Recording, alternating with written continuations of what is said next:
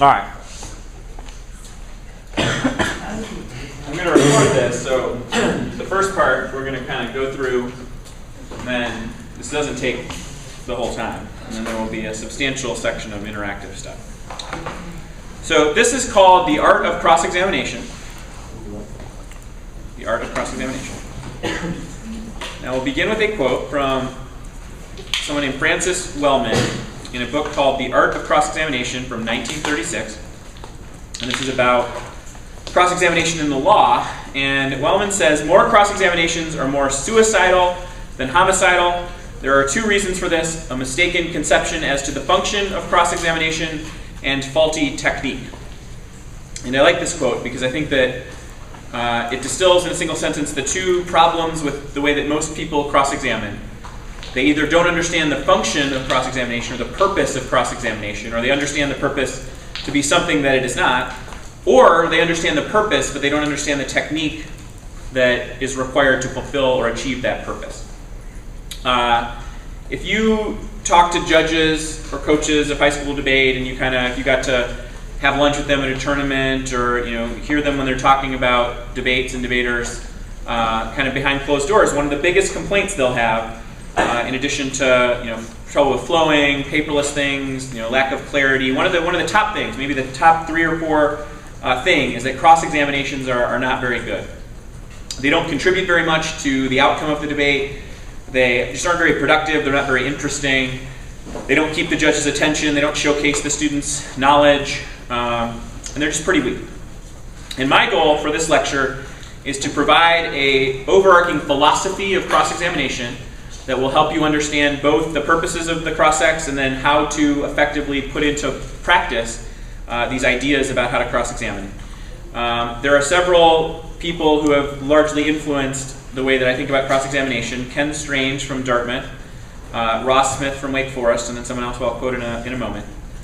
So much of this is really just teaching what they have taught me about cross-examination, but I pay it forward by helping you all learn from them. So the structure of this lecture is in 4 subpoints, or 4 Roman numerals. The first one is the strategic purposes of cross-examination. The second one is strategic preparation for cross-examination. The third is strategic execution of cross-examination. And the fourth and final is strategic responses to cross-examination. And you will note that I have used the word strategic in each heading, and I did that intentionally because I think that cross-ex requires strategy, not just tactics. Too many students conceptualize cross-ex as a tactical thing, as a set of tactics that are disconnected from the larger debate. It's like there's this debate going on, and parallel to that over here, there's the cross-ex. Instead, cross-ex should be considered a part of, and in fact one of the most important parts of, the overall strategic arc of a debate. It's not a disconnected tactic, it's an inherent part of the strategy. So the other coach that has influenced this is someone who wrote about cross-examination when cross-examination was first becoming a part of debate. So for a long time we had policy debate without cross-examination. The reason we call it in a lot of places cross-examination debate is because cross-examination was introduced and added to the format. And that person is George Ziegelmuller from Wayne State University. And he has a quote that I think is the best quote I've ever read about cross-examination. He says, "Cross-examination should be studied and developed from a strategic perspective. Such a perspective requires 3 things. Number 1, the determination of clear purposes to be achieved during the cross-examination. Number 2, a plan for achieving those purposes. And number 3, the integration of the information gained through cross-examination into the rest of the debate." Clear purpose, plan for achieving it, incorporate it into the rest of the debate. And I think that quotation distills everything I'm going to tell you about cross-examination tonight into a pretty simple list. But that simple list, obviously there's a lot to that. There's a lot to understand there. The last thing that I'll note in this introduction is that you should really think about the cross-examinations with the final rebuttals in mind. So you should think about the cross-examinations with the 2NR in mind, with the 2AR in mind, because each cross-examination is an opportunity for you to develop the ballot that you're starting to write. When you're negative, your negative ballot. When you're affirmative ballot. And it's a chance both to develop your own and to undermine the ballots that your opponent is trying to write throughout the debate. So think of cross-examination as a strategic element of the debate, not just a tactical element of the debate. And hopefully it will become clear to you over the course of this lecture what the difference is and why that's so important. So Roman numeral 1, the first section, the strategic purposes of the cross-examination. Subpoint A, the 4 purposes of cross-examination. The 4 purposes of cross-examination. Purpose number 1 is personal clarification. Personal clarification. And that's the simplest and most basic reason that we have cross-examination, is so that you listen to your opponent make some arguments. You need to understand what those arguments are, so you need to know what they said. You need to know what their arguments were.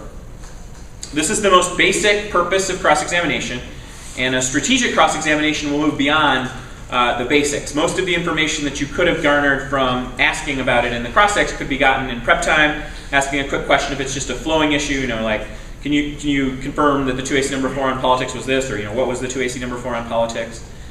The times that you would want to use personal clarification would be to make sure that you understand a warrant in an argument, so you might understand the claim, but you didn't really understand the reason. And that's important because you do need to understand the argument before you can answer it. So it's important sometimes to clarify, and depending on the argument, a complicated counterplan or a complicated critique, it's okay, and in fact good, to ask questions to just kind of clarify the argument for yourself. Because if you don't understand the argument, if your partner doesn't understand the argument, it's very difficult to debate the argument. But that's the most basic use of cross-examination. There are better uses of cross-examination. The second purpose of cross-examination is judge clarification. Judge clarification. The judge is often the last person to understand what's going on in the debate. So they're the last person to understand what the counterplan does, or they're the last person to understand the intricacies of your interpretation on topicality. Cross-examination is a great chance for you to highlight important distinctions or to highlight explanations of arguments which are complicated and which the judge might not have understood upon initial presentation, either your own arguments or your opponent's arguments, or even better, the difference between your arguments and your opponent's arguments. Counterplans, topicality arguments, theory arguments, sophisticated arguments that are very much about the case, critique arguments, all of those are great places for you to use the cross-examination to clue the judge in to what's going on in the debate and what's likely to go on to the debate, the rest of the debate. So for example, an example way to phrase a question like this would be something like, so I'm asking the cross-examination question. Our Mearsheimer evidence concludes that realism is inevitable based on centuries of history.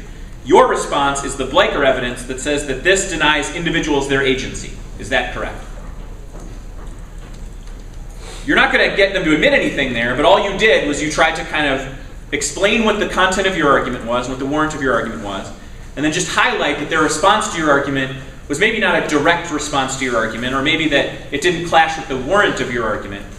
And if the judge was just listening along, they heard one team say realism, and they heard the other team say Bleicher, and they weren't really thinking about that. But the cross-examination highlighted that point of contention and made it clear what the rest of the debate on that issue would be about.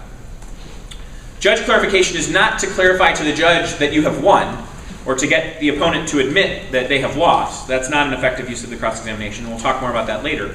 It's simply to highlight your arguments, to make clear your arguments, and especially to highlight points of disagreement between the two sides. It's an extremely useful purpose of the cross-examination. And number 3, the third purpose, is argument building. Argument building. This is one of the most important uses of the cross-examination, obviously. The purpose of the cross-examination in building arguments is to contribute materials that you can use in the subsequent speeches to make the debate better, and to make your arguments in the debate better. So you want to get the other team to commit to certain explanations that set up your arguments. You want to challenge the opposing team's arguments so that you can set up arguments that you're going to make in the speeches. You want to draw attention to parts of the argument that they have introduced that is weak, or that you're going to be attacking in the speeches. Forcing your opponents to explain arguments, especially important arguments, the arguments that are most likely to influence the outcome of the debate, is an extremely effective use of the cross-examination. The sooner that you get your response out there, and the sooner that you get the judge thinking about what your response to important arguments will be, the better. There's a famous quote from Justice Brandeis about cross-examination that people hear a lot in other contexts, that sunshine is the best disinfectant. And what you can use the cross-examination to do is to kind of disinfect some of the arguments that you think are important to the debate and that your opponents are wrong about, or that your opponents have underdeveloped or underexplained. The reason that it's so important to do that in the cross-examination is that it's an opportunity for the judge to see the two students interacting with each other. It's a chance to challenge the argument, immediately, right after they finish the speech in which they made the argument, instead of waiting until your next opportunity to make an argument in the speech. By that point, the judge has, they've kind of just internalized the argument that the opponent has made. And so you'll have a harder time challenging. Number 4, and the final purpose of the cross-examination is impression formation. Impression formation. It matters a lot what your judges think of you. And cross-ex is one of the biggest ways that judges kind of decide what they think about you. Your speeches are obviously very important, but cross-examination is a speech, and students often forget that. And the reason that judges care so much, and the reason that cross-ex plays such a big part in impression formation, is that it's the only opportunity that the judge gets to see two students directly interact, and it's the only opportunity that the judge gets to see students kind of respond off the cuff or respond extemporaneously. And it really reveals the differences between debaters with excellent materials and debaters with excellent grasp of their materials and kind of who have internalized their materials and know what they're talking about, not just know which blocks to read. The questions that the judges ask themselves, whether explicitly or just kind of implicitly, are, does the student seem to know what they're talking about? Do they seem confident? Do they seem composed and calm? Do they appear respectful, kind of reasonable? Or are they very aggressive? Do they seem, upset about the cross-examination? Are they very stubborn? Do they seem to be hiding something? Do they seem to not really know what they're talking about and they're kind of uncomfortable being cross-examined because they're afraid that they will be revealed as hollow or as not really knowing what they're saying? Those are the 4 purposes of cross-examination. Clarify arguments for yourself, clarify arguments for your judges, develop the arguments, build the arguments that you're going to use in the debate, and then form an impression, a positive impression, hopefully, on the judge. Subpoint B are the 5 priorities of cross-examination.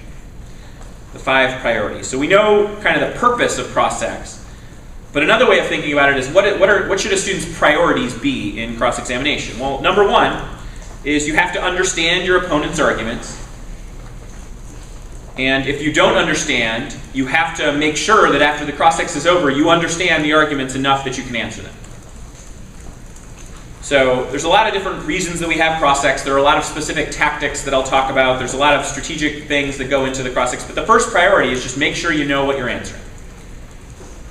You can't move on to more detailed, more developed, more strategic aspects of cross-ex until you know that. It's better to ask and make sure than to not be sure, to kind of develop your whole strategy based on an understanding that is later revealed incorrect. Number 2 is to get commitments. Get commitments. And this is something that is very underdone by high school students, and I think this is one huge failure of the way that many of you cross-examine. The purpose of cross-examination is not, and we'll talk more about this as we go, to get the other team to concede. It's not to win the argument in the cross-examination. The purpose of the cross-examination is to get them to say things in cross-ex that you can use in the debate to win the debate or to win the argument. The most important thing to do is just to make sure that it's clear what the argument is and that they commit to a particular explanation both of the claim or the conclusion of their argument, but more importantly of the reasons or warrants of the argument. Get them to commit to an explanation of how something works, or get them to commit to an explanation of what the plan does, what the counterplan does, what is the permutation, what is the alternative, what is the topicality violation, what is the case term, what is the argument. Commit to the argument. And that function of getting commitments is so important in cross-ex. It can make all the difference in whether a strategy that you have thought about and prepared before the debate ends up being a successful one, or whether the other team ends up kind of dodging it because you didn't pin them down in the cross-examination. Number 3 is to get reasons or warrants necessary to argue a point and to challenge them. Get reasons or warrants necessary to argue a point and then challenge them. Cross-examination shouldn't be about claims, not very much of it at least. Most cross-examination should be about the reasons, should be about the warrants, about the grounding, for the arguments that each side has introduced in the debate. And so it's not enough to just know, all right, I understand that you're critiquing, terror rhetoric or something like that. You have to know why they're critiquing terror rhetoric and what their argument is about why terror rhetoric is bad. You have to know what their argument is for why the counterplan doesn't solve the case or whatever. The corollary of figuring out what the warrants are, or what the warrant is to challenge that warrant or that reason in the cross-examination, to kind of challenge them to defend the argument that they have made, not just the claim that they have made. And so a good cross-examination, after it kind of makes sure that you understood the arguments and it gets some important commitments, it starts challenging the person being questioned to really defend under scrutiny important warrants or reasons that are essential to the arguments in the debate. Number 4, the fourth priority is to test arguments. Test arguments. This is why thinking about cross-ex with the 2NR and the 2AR in mind is so important. Cross-ex is your chance to kind of see how good you think your arguments are and how good their arguments are. So by challenging some of their reasons or their warrants, you can figure out, all right, they had a good reason, they had a good warrant. That's good. I mean, I know what my evidence says. I now know that they have a pretty good response to that. I don't feel great about going for this argument because I think they're in good shape if they go for that argument. At the same time, you can find out, ooh, I think I got something here. I don't think they have a very good argument here. I think the reasons that they're providing here aren't very good. I know what my evidence says. I feel good about going for this argument, about pushing on this thread, about making this choice. And you can learn a lot about what the final rebuttals are going to be like in the cross-examination. Which brings me to the fifth priority, which is to preview arguments. Again, when you think about the 2NR and the 2AR, the toughest thing in being the 2N, in doing the 2NR, is to decide what strategy to go for. And the toughest thing about being the 2AR is to decide which arguments on each flow or on each position you go for in the 2AR. Those are tough choices. You can use the cross-examination to kind of preview a set of package of arguments when you're affirmative or a strategy when you're negative, and just kind of figure out, is that something that I want to go for? Is that the 2NR that I want to go for? If you're affirmative, if I go for this argument against the critique, cross-exing the 2N, so we're going to go for the argument that the permutation resolves enough of the link that there's no reason to vote negative, and the advantage, the second advantage is a net benefit to that. What is the answer to that? And you can, that tips them off. That might be what your 2AR is. But then they have to respond, and you'll either decide, oh, well, that was a pretty good response. I don't want to give that 2AR. Or, ooh, yeah, I think I got him here. I think that's the 2AR we're going to start pursuing. And maybe something will happen in the 1AR, 2NR, but we feel good about that now. This also gives you a chance to preview arguments for the judge. So you can preview a development or a cross-application or some move that's about to happen in the debate, so the judge starts thinking about that interaction. So the judge starts thinking, ooh, okay. The affirmative has kind of suggested that if they kick this one advantage, then the critique doesn't make very much sense. So I'm going to be listening to see if in the later speeches they kick that advantage and then rely on this cross-examination moment to say, we kicked this advantage and now you don't have much link to your critique, or whatever. So understand your opponent's arguments, get commitments, get reasons and warrants, and then challenge them, test arguments, and preview arguments. Those are the 5 priorities in that order of the cross-examination. Subpoint C, the last subpoint in this section, sports analogies. And I have a few, I have 3. And I think that they are helpful ways to think about cross-examination or to think about effective strategy in cross-examination. And for those of you that aren't as familiar with sports, I think they're pretty simple. I don't think that they require much knowledge of sports. I'll kind of explain the concept. But for those of you who do follow kind of any sport, I think that they're helpful. I think cross-examination is sort of a game. It's sort of a sport. It's like a contest between two sides. And so the normal kind of things, the language we use to talk about athletic competitions applies to cross-examination. So the first one is time of possession. So in a game like football, American football, you can keep track of how long one team has the ball, how long one team is on offense, and how long the other team is on offense. And it's helpful, it's good, if your team has the ball for more of the game. So they control the time of possession. That means they're on offense more than they're on defense, and the other team is on defense more than they're on offense. Just seems to make sense, right? Applied to cross-ex, the question is kind of who is in control of the cross-ex? who is effectively communicating more arguments or getting more commitments, who's demonstrating more expertise, who's making more connections with the judge. And one side or the other will probably be in control. One side will kind of win the time of possession clock in the cross-sex. One side will have got more arguments that are useful in the debate. One side will have effectively made more connections, will have made a better impression on the judge. And your goal is to win that time of possession battle. It's for, at the end of the cross-sex, for the judge to feel like, all right, well, the negative was really, they were ahead in that cross-sex. The affirmative, they had their moments, but the negative was really on offense, that whole cross-sex. It was a really good, strong, offensive cross-examination. Number 2 is field position, which is a related concept. So field position is like, where on the field do you get the ball? So this is another football-related one.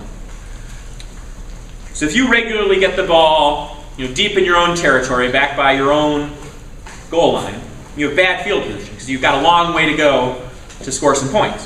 If you regularly get the ball, closer to the 50-yard line or even in your opponent's territory, then you don't have very long to go to score points. The analogy applies to cross-sex as well.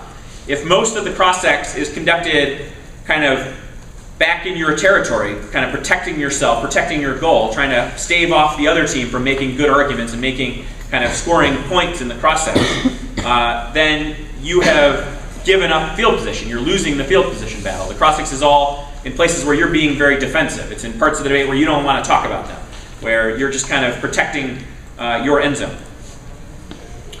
On the other hand, if you're getting most of the cross-sex to be talking about things that are closer to their end zone, things that you want the debate to be about, and things that you want the judge to be thinking about, and for the debate to end up being about, then you're controlling the field position of the cross-sex.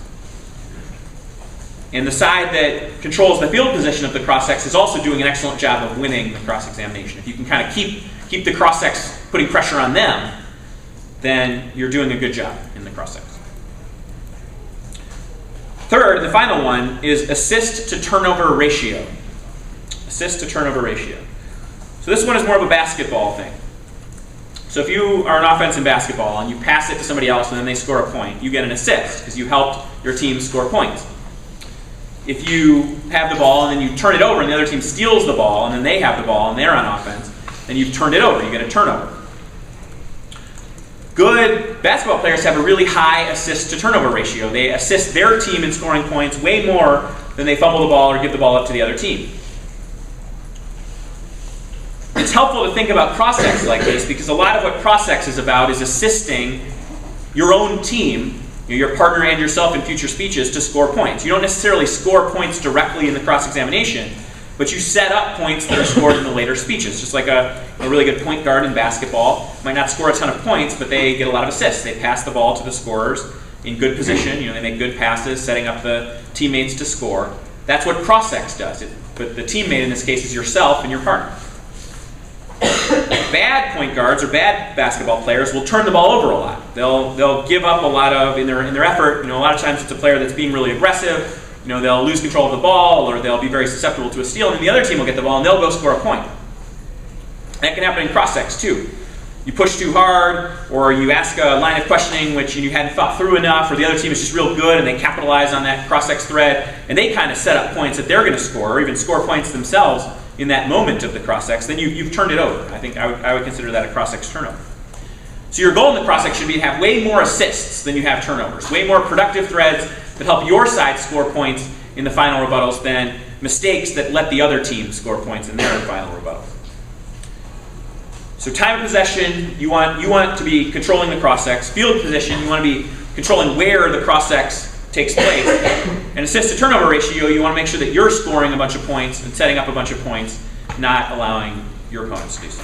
I think those are helpful ways to think about cross-sex. All right, Roman numeral 2, strategic preparation for cross-sex.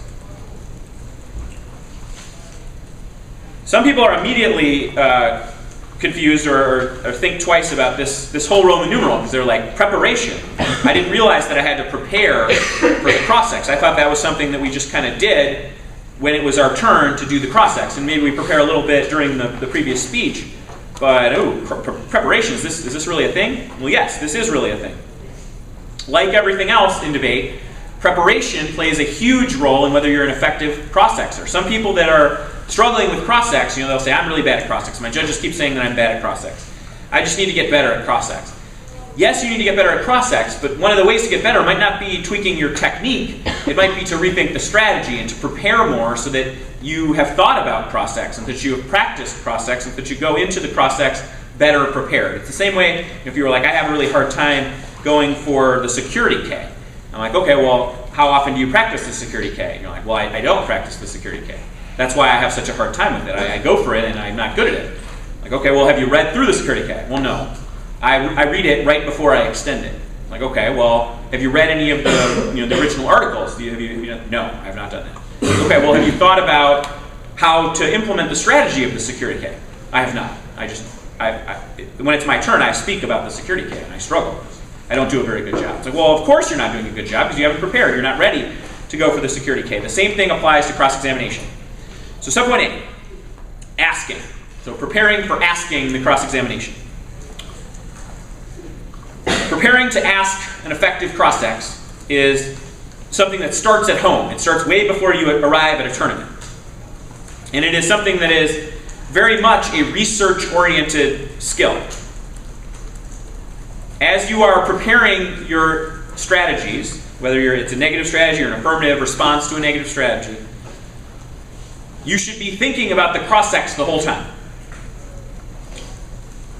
And a lot of times you will find in research, as you are researching your arguments, as you're reading cards and reading articles and reading books and reading original material, you will find helpful facts, helpful anecdotes, helpful framings that you can steal and turn into a cross-ex.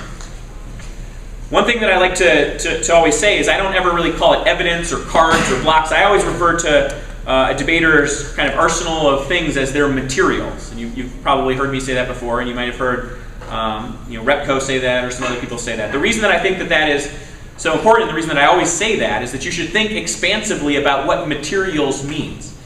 And there are a lot of things that aren't cards that you would read in a debate that are super useful that you come across when you're doing research and that you can use in cross-examination. So one thing that we found this summer that I thought was very useful is in debating the Saudi Arabia DA, it's very helpful as you do the research to just see a graph of where the United States gets oil from. And the section about Saudi Arabia is pretty small, the section about Venezuela is pretty small, the section from the United States and Canada is very large. And that, just knowing the numbers and knowing the percentages of where the United States gets its oil, that's a fantastic material to have at your disposal, to have in your file so that you can ask a good cross-examination question. Instead of just being like, so the United States gets a lot of oil from other places, right? And the negative's like, no, we get all of our oil from Saudi Arabia until we do the plan, and then we get all of our oil from Venezuela, and Saudi Arabia proliferates, and there's a nuclear war. You're like, oh, I don't think that's true. Like, I do. And that's the end of the cross-ex. If you came to that cross-ex with some materials in tow, and you're like, according to the United States Energy Information Administration in 2012, the United States got something, point something percent of its oil from Saudi Arabia, something, point something of its oil from Venezuela, and something, point something from North America. Why will a slight uptick in the amount we get from Venezuela freak out Saudi Arabia? Like, oh, all of a sudden that's a fantastic cross-examination question. And it's the same question, it's just one question was asked without any background, without any research, without any materials, and the other was asked with a little bit of research and with some materials. I think for the cross-ex of the 1AC and the cross-ex of the 1NC, you should block your cross-examinations as part of your file preparation. And you should think about your cross-ex of the 1AC before your negative debates. So one thing that when I'm coaching students, I spend a lot of pre-round time talking about cross-ex. All right, what are we going to cross-ex about? Where are we going to start? What's our first question? What do we need to get accomplished in the cross-ex? What commitments do we need from the affirmative to set up the strategy that we want to say? Because hopefully we already know what our general strategy is. We just want to make sure that we're ensuring that that strategy is viable, and we want to make sure that the first impression we make on the judge, which is the cross-ex of the 1AC, is a strong one. Having cross-ex strategies prepared and having thought through those cross-ex strategies is immensely helpful. If you are getting ready to debate an affirmative, you're like, all right, well, I got to start thinking of some cross-ex questions. All right, I guess I could ask, like, their impact seems silly. All right, why isn't your impact silly? Question mark. All right, I guess I could be like, I don't think your plan is topical. We're probably going for T. I guess I'll be like, all right, why is your plan not topical? That's a good one. All right, I got that one. geez, I guess I'll just read their 1AC and I'll find a card that I don't think is good. And I'll be like, point to a line in that card that's good. All right, I'm ready for the cross-ex of the 1AC. Okay? That's more preparation than a lot of you do for cross-ex, but it's not good preparation. You should already know generally what kind of cross-ex questions need to be asked, what threads need to be raised, how does that fit into the strategies you're going to develop in the debate. The same is true for the 1NC. So you know what you're going to say. You know, the team is the team that reads the cap K frequently, and you know you've thought about, all right, our best strategy against this team's cap K, you know, this permutation or this alternative argument. A lot of you, when you're cross-exing the 1NC, the 1A will be like, all right, I guess they said the cap K. You know, I've asked about that before. All right, like, so how do you solve all capitalism? How do you spill over to the world? All right, that's a good one. I'll ask that one. You know, they flew here on an airplane, so that seems silly. And they're also reading this off laptops. So like, how are you not contradicting yourself by flying here on an airplane and reading off a MacBook your cap K? Oh, that's a good one. I got that one. All right. That's enough about the cap K. I guess I'm going to ask, I guess I'll just ask them to list their arguments on politics, because I can't think of anything else. All right, I'm ready. Cross-ex. Okay. Again, that's a little bit more preparation than some of you do for your cross-ex. You kind of just like wing it. But that's bad. That's bad preparation. You should already know, you know, what is the negative going to say to respond to your best attack against their critique? How can you ask questions that get them to commit to an explanation of their critique that establishes the link to your alternative argument, or that sets up the argument that you're going to make in the 1AR and the 2AR to respond to their alternative explanation? How are you going to, you know, ask questions about a certain advantage and the link to that advantage to try to get that advantage to be an external thing, to try and get that advantage insulated from the critique? And again, that should be part of your pre-tournament preparation. And before the debate, when you're talking about, all right, you know, this is a team that likes to go for the cap K, the thing I would like you to be talking about before the debate is, all right, how are we going to cross-ex the 1NC on the cap K? What is our cross-examination strategy? How does that cross-examination strategy fit into the rest of the development of our arguments in the debate? How does it set up the 2AC? How does it set up the 1AR? Most importantly, how does that set up a winning 2AR against this team's cap K? In addition to blocking and preparing materials, you should practice your cross-ex strategies. You should be cross-exing every day. Every time you meet, every time you're talking about arguments, incorporate cross-ex into the process. So you've got a new negative strategy, and you're talking about, all right, well, if we debate this team, you know, we're likely to debate this team, they're our rival, or they're going to be at this tournament we're coming up next weekend. You know, what do we think of the strategy? A better way to do that is, all right, let's start cross-exing the strategy, and have whoever's there, you know, just start cross-exing the strategy. This is something that I learned from Michigan State. They do this a lot. I know Dartmouth does this a lot. I think a lot of good college teams do this a lot. Because the best way to kind of, like Justice Brandeis said, the best way to disinfect a bad argument is through the sunshine of cross-examination, by getting people to challenge the argument, by getting the person to have to explain the argument. Everyone can kind of make an argument look good with tags and, you know, putting them, they got to pick, you know, the order, the 1NC shell, or they got to, you know, put together the 1AC. It's easy to make it look kind of good on first impression, but it's hard to defend when it has to withstand scrutiny from a bunch of people whose only intention is like, all right, we're going to put as much pressure as possible on this argument. We're going to put as much pressure as possible on the 1AC or on the 1NC. You should revise your phrasings and revise the order that you ask cross-examination questions. We'll talk about that in a little while. Based on feedback and based on your preparation. You might practice cross-examining and you have this really good idea for an opening thread, but it seems like every time you raise that thread, the cross-ex goes nowhere, and they just have this response that kind of kills the momentum of the cross-ex and it doesn't get you what you want. You know, revise. Resubmit a new idea for the first thread in the cross-ex.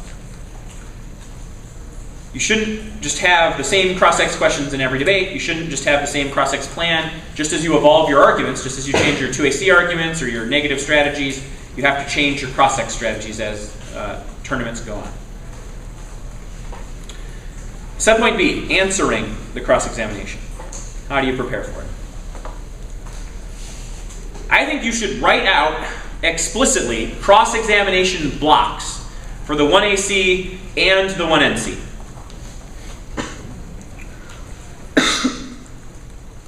And your goal is to think of all of the things that they're likely to ask.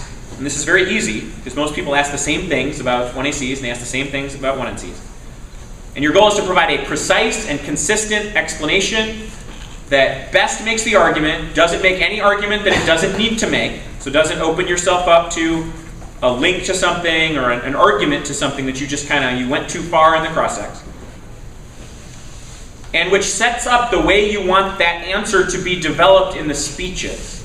Because it's so important for example, with the affirmative, that the 1AC cross-examination answers are consistent with the 2AC, which is consistent with the 1AR, which is consistent with the 2AR. And if the 2AR can trace back and refer to a moment in the 1AC cross-ex when an argument was very clearly answered, when a question was very clearly responded to, that's great for the 2AR's persuasiveness. That's great for the judge's ability to feel good about the affirmative's package of arguments.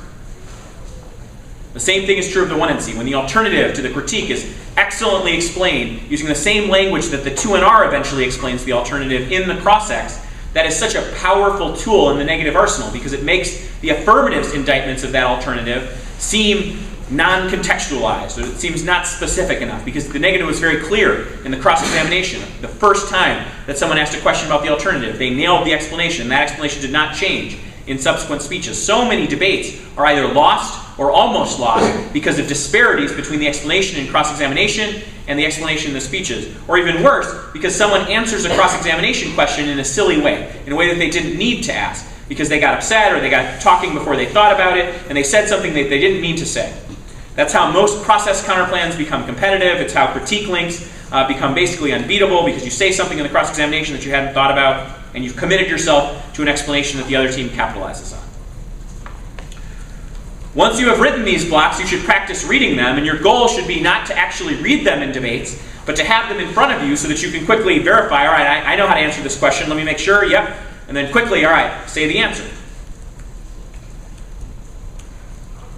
I think as a judge, I would much rather see a student that has thought about how to answer cross-examination questions and rely on a little bit of written prepared material to respond to often very difficult questions than to wing it and mess it up.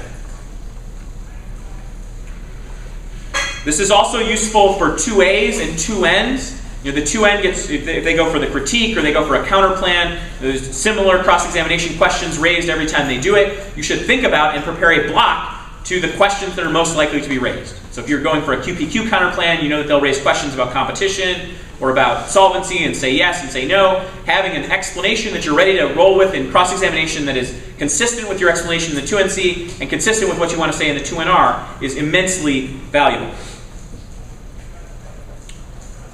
Next, the 1A and the 1N should be able to answer every single cross-examination question. It is a failure of preparation when the 2N has to jump in for the 1N or the 2A has to jump in for the 1A. And it is immensely frustrating to watch it happen. It undermines the credibility of the speaker who's not able to answer a question. It undermines the credibility of the speaker who jumps in because it demonstrates that they don't have trust in their partner, that the affirmative team or the negative team is not prepared, they're not on the same plane, they don't have agreement, they haven't talked about things before the debate. There are certainly situations in which I am not totally offended or totally upset when someone needs to consult a partner. But your goal should be for that to never happen. And I think the best debaters never let that happen. The best 1As answer every question of the 1AC because the 2A and the 1A have talked about what those answers should be. And the 1A has practiced the first affirmative cross-ex.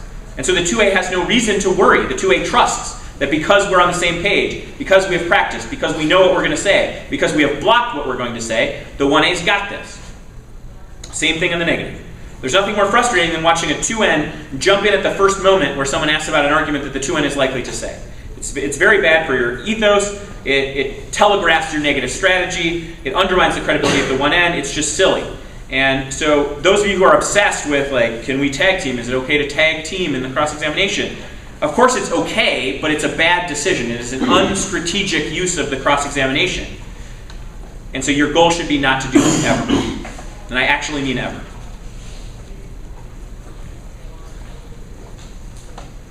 There are a lot of likely cross-examination threads that I want to give you as examples of what you should be prepared for. And a lot of these, so a couple of these have something to do with the affirmative. I guess some of them have something to do with the negative. But there are kind of two genres of questions that you should be ready for. You should be ready for the very specific. And those are questions about, like, what does the plan do? What does this word in the plan mean? What are the details of the plan's implementation? You know, which evidence is the solvency advocate for this? Which evidence says that the plan is a good idea? Which evidence supports the wording of the plan? Things like that. Questions that the negative will ask because they have prepared a very specific strategy against the affirmative. The corollary for the negative answering questions is very specific questions about the counterplan, about the text of the counterplan, about how the counterplan competes, about the alternative to the critique, about the violation on topicality. Specific questions that challenge the thesis of the argument that you've introduced. You should be ready to answer all of those, and you should know what all of those questions are. If someone asks you a question in cross-examination that you haven't thought about the answer to, it must be a bad cross-examination question, because you're well prepared and you have thought of all of the questions that someone should ask you in the cross-examination. The other kind of question you have to be prepared for are universal questions, and these get people all the time. It's so frustrating as a judge to watch you all just kind of wither away in the cross-examination when asked these questions. So a question like, why is death bad? It gets you all the time, because you haven't thought about it. I mean, how are you supposed to answer the question, why is death bad, extemporaneously, in a cross-examination of a high school debate round that's not about death? I mean, you just talked about Cuba and embargo, and you talked about that for 8 minutes of your 1AC, and you're like, all right, open to cross-examination. The person's like, all right, I hear you. Why is death bad? All right, okay, so, whoa, I was talking about Cuba, death. Okay, yeah, okay, death is bad. Yeah, it is. I mean, it's bad to not be alive, right? I mean, it'd be better to be alive than to be dead. Why? I mean, wouldn't you want to be alive? No. I mean, whoa, like, I don't know. Like, I guess maybe that's not that bad. I mean, but like, we should try to save people sometimes. Like, why not? You know, let's do it if we can. I'm not saying death's the only thing that matters, but like, it's like one thing, right? Like, don't you think? No. Why is death bad? I mean, whoa, dude. I guess it's not. You're right. It's not. You know, death's not bad. You know, I've seen that happen to very good teams. They just haven't thought about it. But someone will ask you that question. They'll want to read their Lanza argument that some of you all talked about last night at Repco's After Lab. But you gotta know what you're going to say. How about why vote AF? That one's a killer. It's like, all right, you finish the 1AC. I'm like, all right, open a cross-section. And they're like, hear you. So why vote AF? Well, because the Cuban embargo is really bad. We got all these advantages. So you lift the Cuban embargo? Yeah, we totally lift the you lift the Cuban embargo. Well, I mean, like our plan does. Okay, well, why vote AF? Because our plan's awesome. We should lift the Cuban embargo. Well, does your plan pass? Well, like, yeah, fiat. You know, we fiat it. We fiat our plan pass, and that's why we should pass. We should vote AF to fiat our plan. Okay. I mean, think about what you're going to say. You know, that sets up normativity. That sets up arguments about all sorts of weird framework stuff. But you should know exactly what you're going to say. And you should have a script, and you should share that script with others and talk about that script. And what does that commit you to? And what does that mess up? Like, what are you setting yourself up to have to answer? Most of these questions, I think it's a good idea to begin this with like, well, wow, that's a profound philosophical question you've just asked me. And the person will get annoyed and be like, yeah, answer it. Why is that bad? It's like, well, I mean, I think that's too broad of a subject to really discuss in this cross-examination. But what I will say is, and then something that you have planned to say that you can support with your evidence that you're going to read to answer Lanza or to answer death good or death cult or whatever nonsense argument the other team has introduced, and that you are eventually going to say in the 2AR. So that moment in the 2AR when you say, from the cross-section of the 1AC, we have consistently established that death is bad because is epically good. If you're going for Lanza, you can't defeat an affirmative that has thought about this in advance. You win debates because the other team is caught off guard and they say silly things. They commit themselves to an explanation that doesn't make sense, or they backtrack in their effort not to link to the Lanza K. And they basically, give up the whole affirmative shift.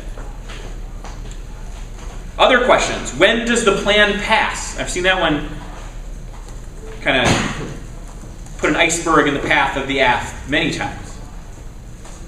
One that is classic at NFL Nationals, and I think some of you debate on circuits where this one might be great. If the plan's such a good idea, why hasn't it passed yet?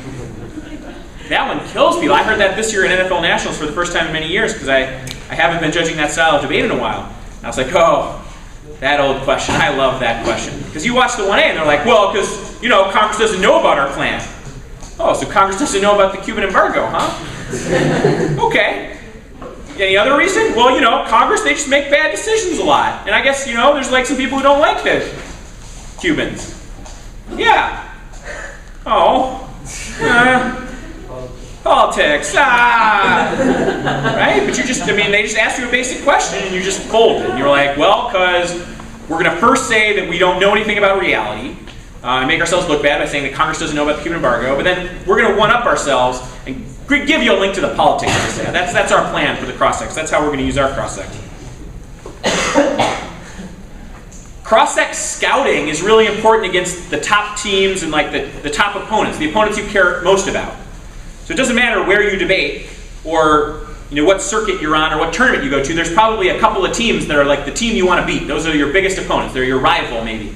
They're like the crosstown school. Or they're the team that's like the other really good team on your circuit. Or they're the team that you just don't like them very much. You just really want to beat them and they keep beating you and you really want to get them. Figure out what they ask in the cross-examination and figure out what they say to answer cross-examination questions and think about developing strategies based on what you know about that. I've definitely helped students put together strategies that capitalize on a way that another team answers cross-sex questions that we just kind of knew that that's what they would say because they always said the same thing. And so we just got them to commit to that. We kind of just sort of taunted them a little bit or whatever. We just kind of we're like, all right, this, just to hint at them. And they'll be like, oh, fine, this. And they'll just say confidently the thing that we knew they were going to say, and then that was the link to our argument, or that would set up the competition for our counterplan or whatever. But you need to anticipate, and you need to be ready to go, both to ask effectively and to answer effectively cross-sex questions. It is so much about preparation. There is no shortcut. All of the stuff that I'm going to tell you in the next couple sections is not, I will say that again, is not and cannot be a substitute for really knowing what you're talking about and for really being prepared for the cross-examination. The rest of these tips are helpful only once you have become prepared. But preparation is the prerequisite to effective execution and responses. So, Roman numeral 3, strategic execution of cross-examination. Strategic execution. So this section is about asking cross-examination. Something that students struggle with mightily. In my opinion, there are 4 aspects of executing a cross-ex. There is demeanor, content, technique, and application. Demeanor, content, technique, and application. All of these are vital. And neglecting any one, even if you get 3 out of the 4, undermines the quality of your cross-examination. So subpoint A, demeanor. Always abide by what I call the 3 C's of CX. Calm, confidence, and concentration. Calm, confidence, and concentration. You need to keep your cool. You need to remain calm. You can't let yourself get upset or to get rattled or to get anxious, to get ahead of yourself, to start going too fast. You have to remain calm. You have to give the air of confidence. You have to make it seem, even if you aren't confident, that you are confident, that you know what you're talking about, that you feel good about the cross-examination, that you feel good about the issues that you're cross-examining about. And you have to concentrate. You have to seem like, and there's really no way to fake this, you have to be 100% invested in the cross-sex. There is no prepping occurring during the cross-sex when you are the person asking the cross-sex questions. There is no consulting with the partner. There is no, going through speech docs or trying to find evidence to pull for the next speech. You have to be 100% laser focused on the cross-examination so that you don't let up and so that you maintain urgency and so that you keep the judge's attention and so that you are 100% present so that you know exactly how to follow up so that you can keep the pressure on the person that you're cross-exing. You should be aggressive in the cross-examination, but you should be nice in the cross-examination. The nicer you are, the more aggressive you can be. You should not be a pushover. You should not be weak in the cross-ex, but you shouldn't be mean. And there's a difference between being aggressive and asking aggressive questions and being an aggressive person or being a mean person. If you smile, if you refer to the person by their first name, if you just kind of generally seem like a good human being during the course of the debate, you can get away with being more aggressive and really pushing in the cross-examination. But there is a very fine line between aggressiveness and just being a jerk. And once you cross that line, it's over. You've lost your credibility, the cross-ex is functionally over, the judge stops listening, and it doesn't matter that you made some good points in the cross-ex. You've lost it all because you were too aggressive. You should orient yourself in the cross-ex toward the judge. You should not orient your cross-ex toward the person that you're cross-examining. Because the cross-ex is not for your opponent, and it's not for you, it's for the judge. You want the cross-examination, for the judge to think during the cross-examination that you're asking questions on their behalf. That if they got the chance to cross-examine your opponent, they would be asking the same questions, and you're just helping them, you're just facilitating. You're like, all right, judge, I know you have some questions about this affirmative, so do I. Let me get started. Number one. And the judge is like, yeah, ask them, keep asking. Yeah, that didn't make sense. Yeah, get them. Yeah, good job. All right, another question, come on. Yeah, great. A good cross-examination connects with the judge because it feels to the judge as if you're doing their job for them. You're starting the process of explaining to them why they've lost the debate. That stuff that you've started to get across in the cross-examination, they're like, all right, yeah, if they say that, you're in great shape. Good job. Keep doing that. All right. Ooh, this debate's going to be clear. This is great. I love this. All right. Ooh, yeah, they didn't know what they were talking about there. I'm going to remember to say that in the post round when I vote for this team. And you can get the judge on your side with an effective cross-ex. The debater that seems more relaxed or calm, more prepared, and more in control, more confident, will win the cross-ex. And your goal is to win each cross-ex. That doesn't mean that you have to win arguments in the cross-ex, which we'll talk about later. I keep previewing that because some of this stuff gets misinterpreted regularly. But you want to achieve things in the cross-ex which the judge will later understand as important components of the debate. Subpoint B, content. First, decide. Decide what you're going to argue, and think about what you're going to argue and what you're going to ask about using the barometer of, this is only a good question if this helps me win the debate. This is only a good question if this helps me set up arguments, which I'm going to use to win the debate. It is not a good question if it's like just kind of low-hanging fruit, it's like an easy attack, it's like an easy way to make them look silly, because that time would be better spent in almost every circumstance developing important arguments and setting up important arguments at the end of the debate. You're not going to win the debate because you made fun of their worst card in the cross-examination. But you might win the debate because you got them to commit to an explanation of their best argument in the cross-examination, and then you thoroughly answered their best argument in your speeches. You should set up a goal for your cross-examination, and you should have a blueprint for how to achieve that goal. You have to ask yourself, what is the point of this cross-examination? What am I trying to accomplish? What do I want to get out of this cross-examination?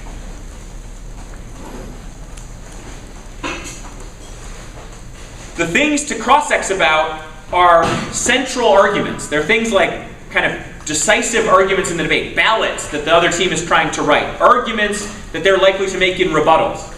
I always think of cross-examination as a cross-ex of the rebuttals, not a cross-ex of the constructives.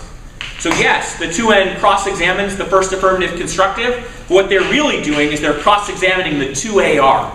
They want to know what the affirmative is going to say in the end of the debate. They don't care what the affirmative has said in the first speech. They want to know what the affirmative will say in the last speech, because it's the last speech that wins or loses the debate, not the first speech. In the same way, when the affirmative is cross-examining the 2NC, they're not cross-examining the second negative constructive. They're cross-examining the second negative rebuttal. They want to know what the second negative rebuttal will say on these arguments. They want to know what the second negative rebuttal will say to answer their arguments, which warrants they will select, which framing techniques they use, which impacts they will extend, how they will compare or assess those impacts. You should be open-minded and creative about what you can cross-examine about. You can and should oftentimes cross-examine about theory. You can and should cross-examine about impact comparison. You can and should cross-examine about kickouts. You can and should cross-examine about evidence comparisons. You don't just have to ask questions about cards or lines in a card. That's a terrible technique in cross-examination, and I'll talk about that in a little while. But you should have an expansive understanding of what you can cross-ex about, Anything that you think will be important in the final rebuttals is worth cross-sexing about. If it's a QPQ counterplan and you envision theory being part of the end game, then for sure cross-examine about the theory. If they're going for a disad and you envision impact comparison to be a really important component of the second negative, second affirmative rebuttals, then by all means start the process of getting them to commit to an impact comparison, of getting the warrants for that impact comparison, and then start indicting that impact comparison before they even get a chance to say it in the second negative rebuttal or the second affirmative rebuttal. My final tip under this category about deciding is to take prep time if necessary. People don't take enough prep time before a cross-ex. 30 well-used seconds before an early cross-examination is often much more valuable than 4 minutes of prep time before a final rebuttal in which the cross-ex went awry. If you can get important commitments, if you can develop your arguments, if you can start to figure out what strategy makes the most sense in an early speech, in a cross-ex, then you don't need as much prep time at the end of the debate. And there's no hard and fast rule about this, but you should be very open to using prep time before every cross-examination. There's no rule that you can't take some prep before you CX the 2NC. There's no rule that you can't take prep before you CX the 2AC. There's no rule that you can't take prep before you CX the 1NC. No one ever does that one. Be purposeful about your prep time. Don't just save it for the sake of saving it. Think about, what can I use my prep time to do that maximizes the value of every second of prep time that I use. And I think more students should consider using some prep time before their cross-examinations to make sure that they know what they're going to ask about, what their goal is, and how they can use that cross-examination to improve their final rebuttals. Number 2, prioritize. Prioritize your questions based upon the purposes and priorities of cross-examination. As I said before, you should prioritize the best arguments, the most important arguments, not the worst arguments, not the arguments that are unlikely to be relevant in the final rebuttals. Figuring out the priorities for cross-ex requires understanding what cross-ex is good for and what cross-ex is bad for. And I think this is one of the most important things that I will share with you. Cross-examination is a very good tool for achieving certain ends. It's a very bad tool for achieving certain other ends. Cross-ex can effectively get commitments. It can effectively highlight disagreements or differences. It can effectively lessen needed explanation in future speeches. It can effectively identify points of agreement, but it cannot and won't effectively resolve disputes or disagreements. It is not a place for you to win the debate or even to win an argument. You can't win in the cross-ex. You can't get the other team to admit that they are wrong. You can't get the other team to admit that your argument is better than their argument. And it doesn't make any sense to try, because all of the time you invest in trying to defeat the argument in the cross-ex is time that you didn't spend using the cross-ex to defeat the argument in the speeches. Spending all of your cross-ex time attempting to win the debate is a great recipe for losing the debate, because it wastes important time that you need to win your arguments.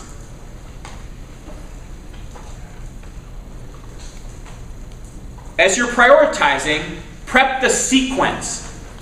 Just like you should care a lot about the roadmap of your speeches and which order you sequence arguments in your speeches, you should care a lot about which sequence you introduce threads in the cross-examination. You have a very limited amount of time, and so you need to make sure that the things that you start with are the things that are most important. If you don't have time for your 5th or 6th or 7th cross-examination thread, hopefully that one's not the most important one. Hopefully you didn't save that one for the end. You should explicitly allocate time in your head for how long you're willing to stick with a thread. One thing that students do is they have an idea for a thread for the cross-ex, and they're like, all right, this is really important. I love this question. All right, question. And then the other team's like, answer. And they're like, that's not the answer I was expecting. Question again. And the person's like, answer again. And they're like, but, and then like slightly different version of question. And they're like, answer, unless your question is slightly different, in which case, still answer. So I'm like, but wait, question again.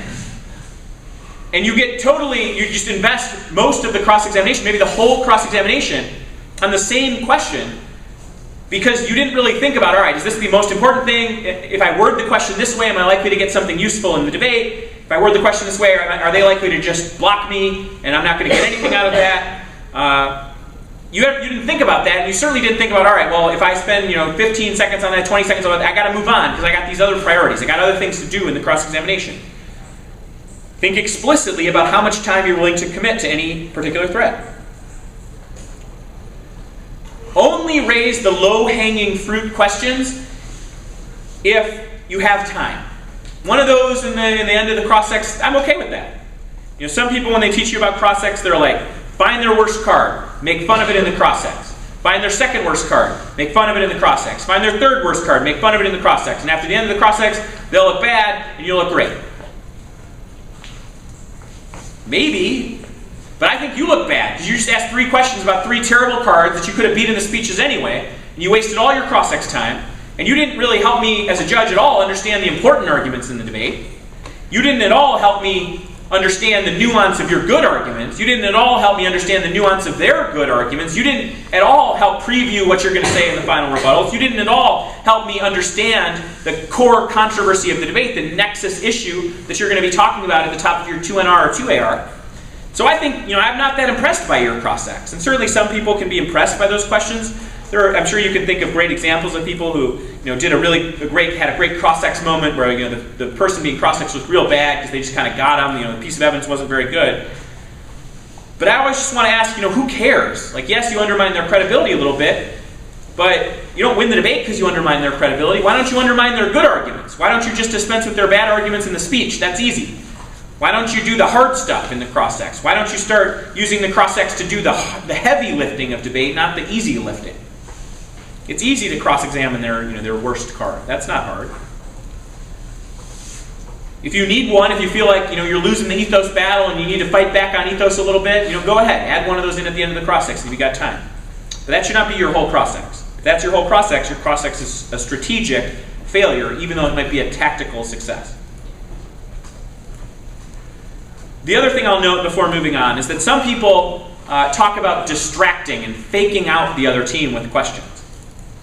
And I can think of lots of situations where that might be useful, asking questions about a position that's not likely to be extended, or asking questions about conditionality to get the negative thinking that in the 2NC cross-ex, get them thinking you might be going for conditionality. I get all of that. But for the most part, the fake out is not a very good use of the cross-ex, because the fake out doesn't help you win the central issues of the debate. The fake out just fakes them out. And yes, maybe they change their time allocation a little bit, but that probably doesn't change the 2NR 2AR. And if it doesn't change the 2NR 2AR, you just wasted the cross-ex and you wasted the opportunity to improve the status of your 2NR if you're negative, or the 2AR if you're affirmative, to undermine the quality of their 2NR if you're affirmative, or their 2AR if you're negative. Subpoint C, technique. This is the section that you've all been waiting for, because this is where I tell you the kind of questions you should ask. Hopefully I have established enough before this that this is not a shortcut list, and there's no precise checkbox version of cross-ex. It's like, I'll give you a piece of paper, and it's like, all right, number 1, question, check the box. Number 2, question, check the box. Number 3, check box. I will not be impressed with you if you check the boxes of cross-examination without a larger strategic sense of why you're asking certain questions, why you're challenging the arguments that you are, why you're starting in a certain place, why you're then transitioning to a different place, why you've chosen to invest time on this argument but not that argument. Number 1, most important, ask for agreement. Ask for agreement. You should ask closed-ended questions. Questions likely to elicit a yes or no response, not open-ended questions that allow the other team to filibuster or to explain their argument in a great deal of depth. If you have asked an open-ended question, it is your fault when your opponent takes the opportunity to explain their argument, because that's what you have asked them to do. Instead, make an assertion and ask them to agree. Ask if you understand their argument correctly. Am I correct that the plan does X and Y and Z?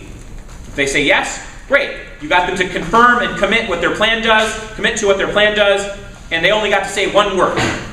If they say no, make your best guess again. Okay, so your plan does X and Y and Z and double Z. And if they say yes, okay, you got them to say like 5 words, and you got them to say that commitment. If they say no again, say, all right, I guess I don't understand your plan. Please explain why that's not what your plan does, or what else your plan does. Even if you eventually get to an open-ended question, that question is much more closed-ended than the opening question. So tell me what your plan does.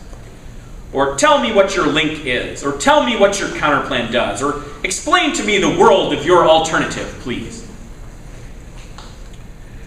This is a much more effective method of cross-examination because it effectively commits the other team to an explanation, and it effectively limits the amount of time they can talk. And when the people you are cross-examining, as they are wont to do, decide to still filibuster and still keep talking, they look bad because you have honestly appraised their argument, been honest about what you think their argument was, and fairly characterized it, and just asked them to agree with that characterization. And if they just instinctually disagree, they look bad. And sometimes they will talk themselves into a worse version of their argument. You're like, all right, so does your counterplan do X and Y? No. Okay, well, does it do X and Y and Z? No. All right, what does your counterplan do? Well, it does X and Y and Z and A and B and C. So there, Mr. I'm going to cross-examine you and ask for agreement. It's like, oh, well, your counterplan does all those things. 2AC, please, read answers to those things. And we have good answers to those things.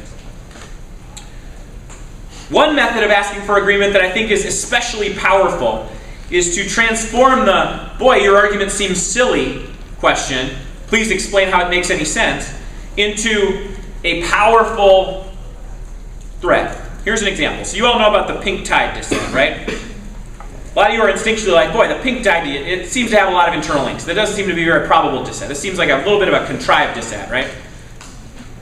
When you're cross-sexing the one and C, you have that instinct. You're like, yeah, pink tide dissent, it's not feeling so great. I should ask about it. So I'll say something like, so one end, there's like a lot of internal links in your, pink tide dissent. Can you explain how there's like any really risk of this? Like, when's the time frame or whatever? It's like, well, the pink tide dissent, it says this and this, so it's very urgent time frame, and it makes tons of sense, and here's our pink tide. Let me explain the pink tide dissent. The person will just explain the pink tide dissent. Try this one out. They don't even get to talk here. This is an amazing use of the cross-examination. Let me make sure we're all on the same page regarding the pink tide dissent. In order for the plan to cause the impact, oil drilling would need to occur, profits would need to be generated and accrued by the Castro government. The Castros would need to invest that income into pro-socialist movements in other Latin American nations. Those nations would need to move left based on the efforts of the Castros and decide to ask Russia to guarantee their security. Russia would have to accept those offers and increase its military presence in Latin America. Someone or something would have to happen that would spark the US and Russia to miscalculate, and this miscalculation would need to escalate to full-scale conflict. Is that your dissent? That is their dissent. But when I say it like that, it doesn't sound like a very good dissent, does it? I don't think that sounds like a very good dissent. You can do that with advantages when you're cross-examining the 1AC.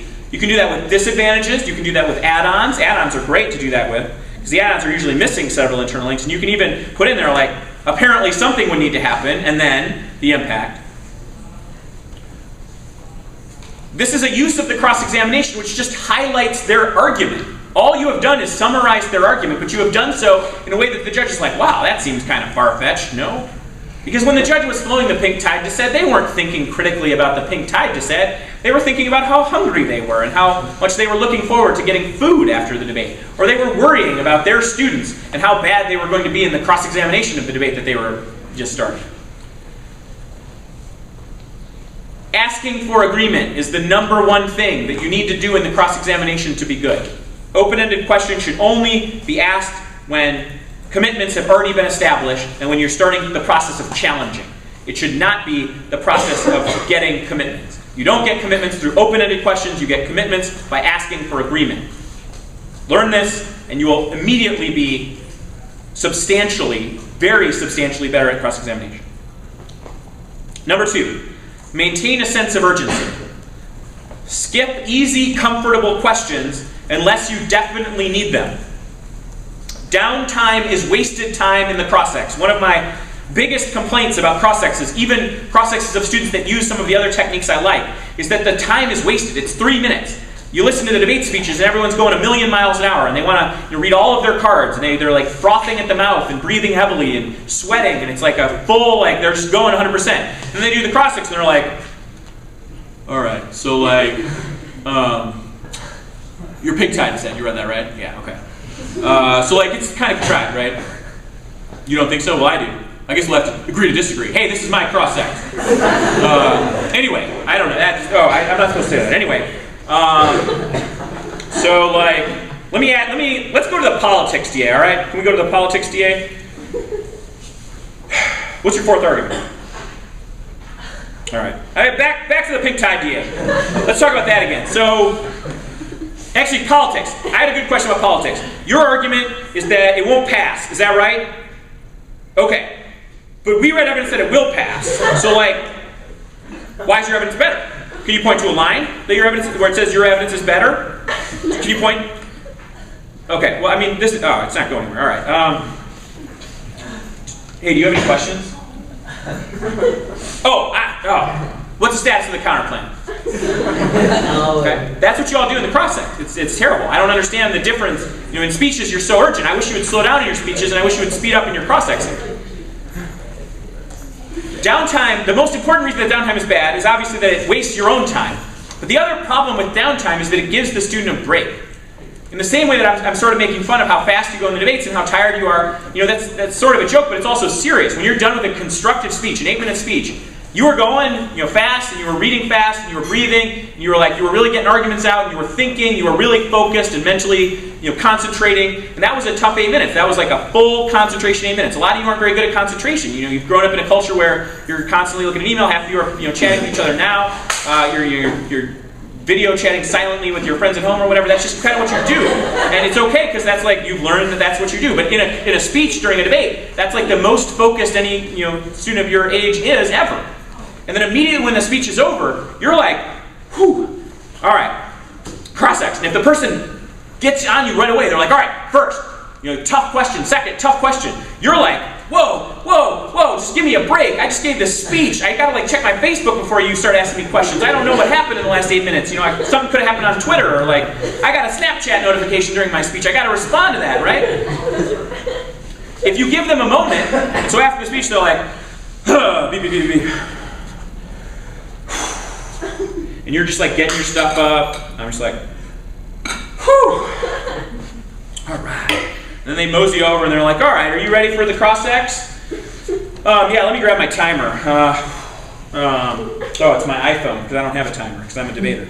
All right. Oh, sorry, let me just close all these other apps so I can get my timer. All right, I'm ready now. Like, okay, well, what's the status of the counterplan? Hey, what's the status of our counterclaim? I think it's conditional, right? Maybe it's just, we'll go with conditional. It's conditional.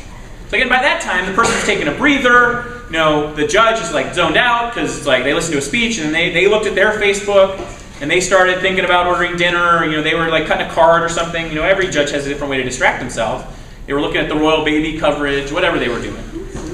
And you gave the person a break. Why would you give your opponent a break? Think about how stressed you are when you just finished a speech. If your opponent jumps on you in the cross-section is, you know, good question, that means that instead of 8 minutes of focused concentration, you all have to do 11 minutes. And I have never seen any of you focus on anything for 11 minutes. I can barely see you focus on things for 8 minutes. Forcing a high school student to focus for 11 minutes is one of the best ways to make them mess up. It's one of the best ways to make them make a misstep or to not be in the right frame of mind to think about the strategic aspects of your questions.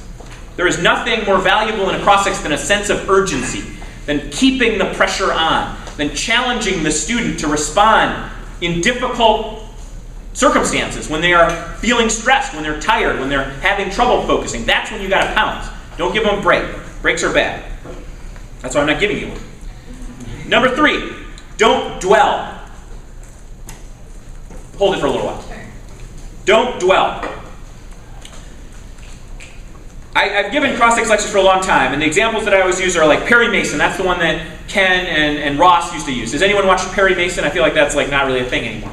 So Perry Mason is like an old school television show. How many of you have watched the original Law and Order with Jack McCoy? You know him? Okay, that one's even dying out. I need someone to help me find the like knew your generation version of the awesome attorney who like always gets the cross-examination person, the witness, to admit that they did it. So if you have any idea who that is, tell me about that after this lecture. But you are not that person, whoever that person is. So think about, all right, who's the television attorney that always gets the witness to admit that they were guilty? You're not that person, whoever that person is. Not Jack McCoy, not Perry Mason. You're not an attorney. You're not going to get the witness to break down on the stand. No one is going to be like, oh, you got me. The pink-tie DA is terrible. We're not even going to, just scratch it. It's terrible.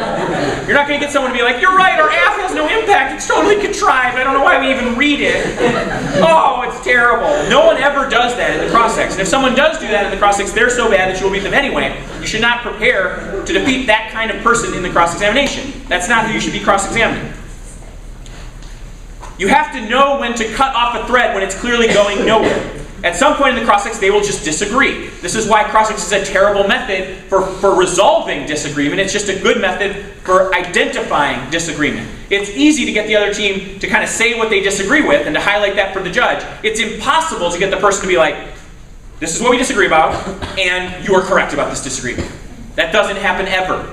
And the students that try to do this over and over and over again, it's just mind-boggling because it never, ever works. You all are just like doing the equivalent of banging your head against the wall over and over and over again. The wall's not coming down. It's still there no matter how many times you bang it with your head. The witness is not going to just admit that they were wrong or admit that their case is wrong or that their dissent is wrong, no matter how hard you try, no matter how many times you ask the same question.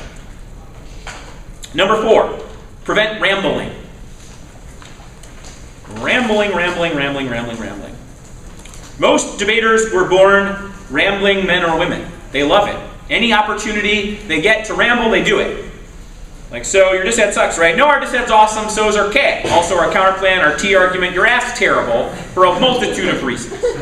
Right? Everyone has negatives. They love doing that. The negative is just so negative. They want to say everything that's wrong with the affirmative. The affirmative is just very committed. They just love their affirmative. So it's like, what was their second argument on politics? Well, it was not intrinsic. But by the way, our app is awesome. Have you remembered Advantage 1? It's great. Almost as great as Advantage 2, which comes in a close second to Advantage 3, which is an awesome advantage. And our add-on, it's good too. Supporting actor category, great supporting actor, deserves honorable recognition.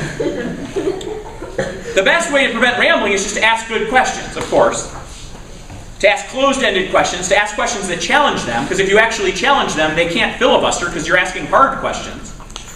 Explain your advantage is an easy question. Challenging the internal link is a hard question. If they do start going crazy and rambling on and on, say their name and ask a question. It's amazing how well this works. So, I'm asking a question and Connor's going on and on and on. And I'm like, Connor, let me ask my next question. And when Connor hears his name, it's like a dog reaction. He's like, blah, blah, blah, blah. I was going and I said my name and lost it. Smile when you do that and say thank you. It's like, Connor, thank you, Connor. Next question. And Connor can't keep going because he broke he lost concentration. He can't keep it up anymore. It's like he was doing the filibuster thing and he had to go to the bathroom, so he has to stop the filibuster. It's like the debate equivalent of that. You broke up the filibuster. You made the filibuster stop. Number 5, prevent evasion. So you don't want them to ramble, but you also don't want them to evade your questions. You all are great at this, especially when you have no idea what you're talking about. It's amazing what you will say. And the thing that you will hear that the question was, that it was not, because you don't know how to answer the real question. Threatening questions are the best way to do this. Because when a student feels threatened, like their arguments are threatened, they're under attack, then their instinct is to defend their arguments. When they think that there's an opportunity for them to jump out of the way, be like, okay, I'm ready for cross-ex. Question 1. Woo! That was a good question, but I'm not answering it. I'm going to answer a different question. If you answer a question that's right at them, they got to be like, whoa! Let me answer that question. Because you've asked a question that challenges them, that threatens them. The best way to eliminate evasion is to eliminate lengthy prefaces to questions. You all do this all the time.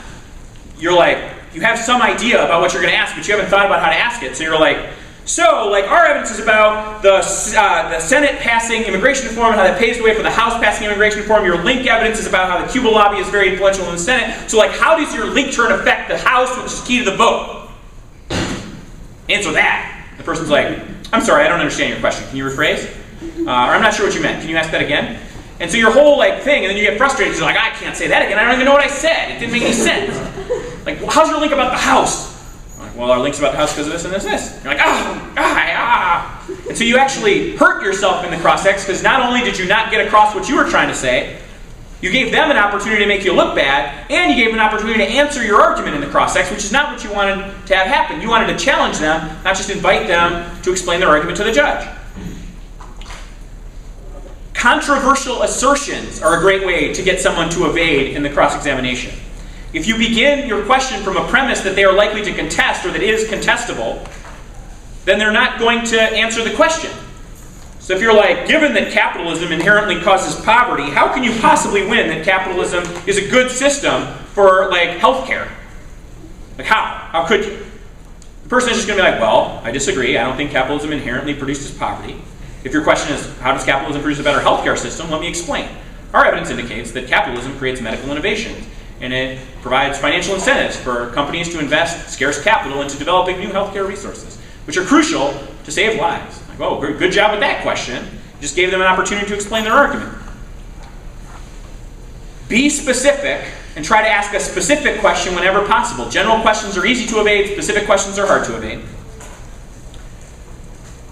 And one thing that you should do all the time to prevent evasion is to think about what they're likely to say and to craft questions that push them in the opposite direction. A lot of people like to call this the reverse pit of doom, but I struggle with that because I think that is too strong of a word. It's not doom, it's just helpful. It's not like they actually lost in the cross. I think this gets too much to people's instinct where it's like, I'm going to reverse pit of doom them, and then they'll be in the pit, and they'll be doomed. They'll be already lost in the cross-section. But the way you do this is you push at an argument that you're actually going to make the opposite argument for. If you're trying to get counterplan solvency, you contest whether the plan solves. And you seem like you're asking questions about whether the app solves. And they have to defend that their plan solves, and they'll explain, well, our plan solves because of this. Like, no, I don't think your plan solves. It doesn't solve this. Like, well, our plan solves because of this. Like, no, I don't think your plan solves. It doesn't solve this. Well, our plan solves because of this. Okay. Well, now they've just explained 3 things that their plan does to solve. And in the negative speeches, you can say, well, our counterplan solves the first thing and the second thing and the third thing. They said in cross-sex that that's how their plan solves. Our counterplan does the same thing. Therefore, our counterplan solves the case. That's much better than, so why, if we introduce a counterplan, why can't our counterplan solve? If we introduce a counterplan, what's the solvency deficit? Because of course they're going to explain the solvency deficit to the counterplan, get them to commit to how their plan solves, and then use that to explain why your counterplan solves. Sometimes your goal is to get disad links. Ask topicality questions. You're not going to get them to explain why they link to a disad, but you might get them to backtrack and defend themselves on topicality. So maybe you have a link to a disad about spending money. And instead of asking questions that are like, so your plan spends a lot of money, right? Of course they're going to say, no, our plan doesn't spend a lot of money. But if you ask them questions like, so what does your plan establish? My understanding is that your plan gives assistance to Mexico to help them with infrastructure development. Is that correct? Yes. Okay, well, it seems like Mexico already has enough money to do infrastructure. Why does the United States have to play a role in this? Well, Mexico doesn't have quite enough money. The United States has to play some financial role in supporting that. Well, I think that, why do we need more U.S. money? Why doesn't the Mexican government have enough money now to achieve needed infrastructure improvements? Well, Mexico doesn't quite have enough money now. We need more money invested in infrastructure. Like, okay, done. You didn't win anything, but then you read your disad link and you're like, in the 1AC cross-sex they said that Mexico doesn't have enough money, the plan is needed because it provides some capital to the Mexican government to fill in the gap. That's a link to our disad. And when the 2AC they're like, no link, we don't spend money. Like, yes link, cross-sex, you explain that one of the reasons you have to do the app is because Mexico doesn't have enough capital and the United States needs to fill the gap. Easy. K-links. The questions that ask about the K-link are terrible. What's a terrorist? What does it mean to be secure? Those questions are almost always asked by debaters who are very self-congratulatory immediately upon asking the question. So you watch them, they're like, a lot of times they'll cross their arms, and a lot of times they'll just have this really annoying posture. So they'll be like, so what is terrorism? And it's it's part of the pose. I don't know where they learn that. If that's there's a lab somewhere that teaches the pose, but they all do the pose. That question is terrible. That question never elicits a response because that question is obviously a question about a critique link. And a smart affirmative will have thought about how they're going to explain their case to not necessarily avoid the critique link, but to set up a set of affirmative responses to that critique.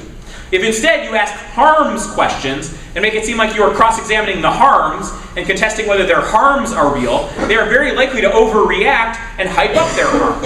So your argument is that Hezbollah is carrying out attacks in Latin America. Yes.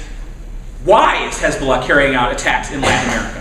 Well, because they have some ideological connection to FARC in Colombia. What is that ideological connection between the Islamic terrorist group from the Middle East and the anti-government terrorist group in Colombia? Well, they just really want to attack the West, and they don't like the West. And so they're just like kind of allied because both use the same methods. What methods are they using in Latin America? Well, they want to cause a lot of terror. They want to like scare people and attack things. Well, why are they pursuing terrorism in Latin America? Well, because they want to fight the American influence in Latin America or something. Whatever. You just explained a bunch of stuff that the 2NC can then be like, all right, the affirmative believes that all terrorists are inherently connected, that all political action against repressive governments is terrorism, that somehow an Islamic terrorist organization from the Middle East is an imminent threat to the United States because of its activities in Colombia, which is in the same hemisphere as the United States, but has no connection to the United States. That's wrong, and here's our argument. That's a great way to establish a Kaylee. What's a terrorist? Not a very good way to establish a Kaylee. Number 6. Ask about arguments, not about evidence. Evidence is very important, but the argument is more important. It's most important. And so when asking about evidence, establish the argument it was supposed to prove and highlight, if you need to talk about evidence, what the evidence does prove, not what it doesn't prove, and certainly don't ask for lines in evidence. If I could get rid of one thing in the cross-examination, it would be point to a line. I'll explain specifically in a minute. If you are going to ask a question about a particular piece of evidence, hopefully that evidence is a very important piece of evidence that is likely to play a key role in the final rebuttals. If you're going to ask about it, make sure that you read part of it aloud, the part of it that is relevant to your line of questioning, so that the judge is on board and along with you, listening to the card. You should only do this if you're going to use their evidence to support one of your arguments and you want to preview that. Cross-ex is a great place to preview that. They're going to disagree with your characterization, but you can clue the judge in on what's coming.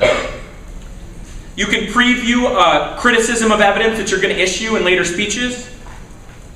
Again, they're not going to admit that their evidence is bad in the cross-ex, but you can kind of highlight an argument that you're going to develop. So like against the Venezuela QPQ app. So I did the quick math. Is it my understanding, and let me know if I'm incorrect, 12 pieces of 1AC evidence are from Roger Noriega, the individual who was twice fired from the federal government for corruption in Iran-Contra and for starting an illegal coup in Haiti, and who currently works for a defense contractor making money hyping up terrorism. Was it 12? Like obviously they're going to be like, no, Roger Noriega is super qualified, but you move on immediately. And you've already got it in the judge's mind, like, whoa, I did notice that a lot of their evidence is from Roger Noriega. I didn't know who that was. Now I have some idea who that was. That was very helpful. And you're going to make arguments in the speeches that Roger Noriega is a lunatic. If you just don't think they have good evidence, don't cross-ex about it. There's no point. You can say in the speech that they don't have good evidence, but even in the speech, saying, this card's bad is not that helpful. It's much more important to cross-examine on good evidence and good arguments, because bad evidence can be defeated anyway. Good evidence, you need the assistance of cross-ex to defeat. So here's where I explain to you that point to a line fails. Subpoint A, it kills momentum and it invites stalling. Judges tune out when you ask them to point to a line. There has never been a cross-examination that I can remember where someone asked to point to a line and it was quickly resolved and either side looked good. What happens is they're like, what evidence do you have that says immigration reform will pass in the House? We have a bunch of evidence. Point to a line. I'm like, well, let me pull it up for you. You can ask another question while I'm doing that. Yeah, let me ask you another question. You said non-intrinsic as number 4, right? Yep, I said non-intrinsic as number 4 because the dissent is not a logical opportunity cost of the plan, so we could do both immigration reform and we could do the plan. Oh yeah, that evidence. I'll get it. The evidence says, members of the House GOP caucused Wednesday for another meeting about the impending... That's not a line? Oh yeah, I mean, it's coming. Whatever, just move on. New question. Right? That's what happens every single time that someone asks to point to a line. And that whole time, the judge is like, whatever, Facebook, or whatever, sleep. And it never works. And the cross-sex dies, and then even if you get to a good question later in the cross-sex, the judge doesn't care anymore. It's boring, the cross-sex, it's done. You've killed your own cross-sex. Subpoint B, it is inaccessible. Even when done well, the judge doesn't have the card in front of them. Even judges that carefully call for speech documents and stuff, it's rare that they're going to be with you and have that specific card up and be following along. And for all three members of the cross-sex, the judge, the questioner, and the person asking, to have the same card pulled up on their individual computer, all on the same page about what evidence we're asking for. That never happens. I will tell you, in my whole time judging debates, I have never seen all three members of the cross-examination looking at the same piece of evidence at the same time. Subpoint C, it is irresolvable. The judge is the one that's going to decide the factual question about whether their evidence is good or bad. And whether a person, what people say in the cross-sex about it doesn't really matter. It matters what the people say about it in the speeches. And you can say the same things in the speeches without cross-examining about it in 95% of the time. And subpoint D, it is a red herring. It doesn't matter if there is a line in evidence that says something. That doesn't mean that that is a good argument. It's so silly. Like, that argument is absurd. Point to a line. You're like, well, this line says that. Like, oh, I guess it's not absurd anymore. They got a line. Of course not. The existence of a line in some card doesn't demonstrate that the argument is good.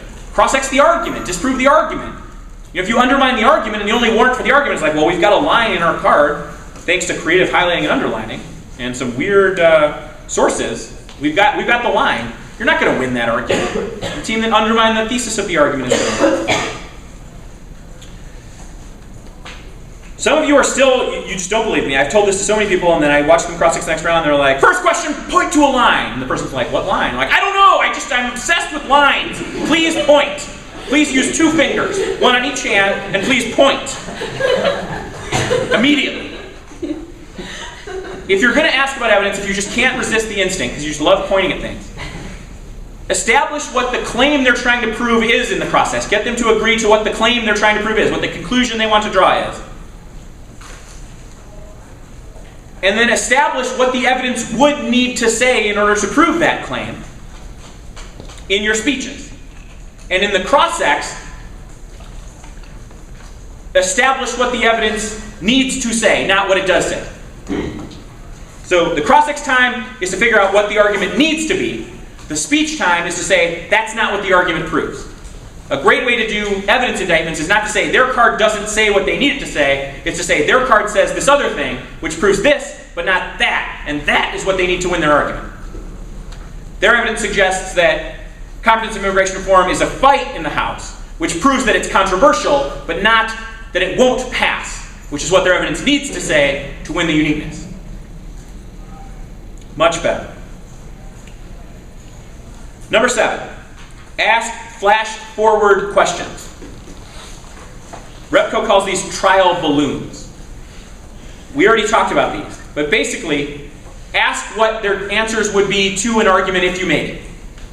This is great for cross-sexing the 2NC. So, you know what you're going to say if they go for their K. You're going to go for the certain alt takeout, or alt DA. Now, if we make the argument that the alternative is bad because of this, what is your response?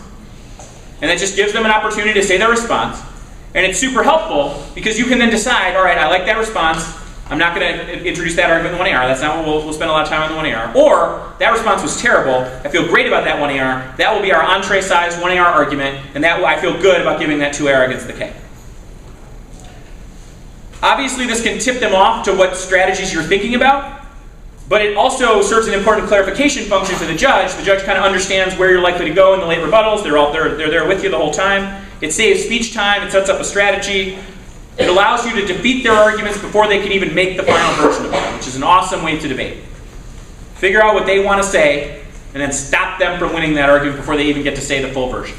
Undermine their argument before they can develop it completely for the first time. Number 8, and the last one, and it's very short. Do not ask about dropped arguments. That's it. Just don't. Subpoint D. Application. Students mess up the cross-sex in all of these phases, for sure. People ask bad questions, people have bad preparation, people have bad demeanor in the cross-sex. A lot of things can go awry in the cross-sex. But application is one place where things really go awry consistently.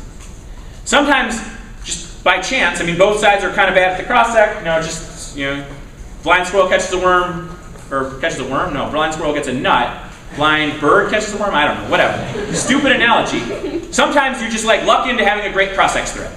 And as a judge, I'm like, oh, that was good, that was cool, I like that one. There was something in the cross-sex that I'll remember. And then the speech time comes and I'm like, oh yeah, this is that flow where they made that good argument. I can't wait for them to make that.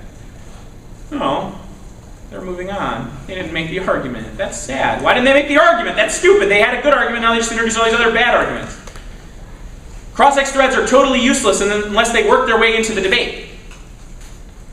You have to develop a system for getting cross-sex threads into speeches. Both partners need to understand that system. Both partners need to be committed to it. It doesn't much matter what the system is, but you have to have one. And the reason you have to have one is that partners need to be prepping during cross-sex, not listening. Not wiretapping the cross-sex. Some of you pretend to be flowing, but you're really just waiting for the moment where you need to jump in. Be like, wait a second, let me ask the question, let me answer that question. No, you should be totally tuned out and prepping. You can listen, in the abstract, if someone calls your name, your partner's like, hey, need your help. Batterman, help. I'll be like, oh yeah, what's up? What do you need help with? I was prepping. I wasn't wiretapping your cross-sex. In speeches, you can reference things that happened in the cross-sex to decrease the amount of time you need to explain something. So a bunch of their evidence is from Roger Noriega. He's incredibly unqualified. That's cross-sex. Here's a card about it. Well, that's a lot better than having to say, a bunch of their evidence, 9 pieces in fact, is from Roger Noriega. Here's a brief biography of Roger Noriega. Here's a card that says Roger Noriega is not very smart. When doing that, don't overreach. One of the things that people love, the only time many people ever mention cross-sex in speeches, they won't, as a rule, ever mention that cross-sex existed, and I understand that because they were embarrassed about my own cross-examination. So I don't really want to bring that, I don't want to remind the judge about how bad I was in the cross-sex. But the only thing you ever say about cross-sex is, quote, cross-sex was embarrassing on this question, end quote. I don't know where you learned that. You should unlearn it because it's stupid. Cross-sex was rarely embarrassing, but it is always embarrassing to make that statement. Make the argument. Reference what happened in the cross-sex that was important. They committed that their plan solved in these 3 ways. Our counterplan solves each of those things. Because our counterplan solves each of those things, there is no solvency deficit to our counterplan. Cross-sex. That's wonderful. Cross-sex was embarrassing on the question of the solvency deficit. Our counterplan solves all of the things that their plan does, and that's obviously enough to not have any solvency deficit, which means that we've already won the debate and it's game over. First version, great. Second version, the worst possible antonym of great.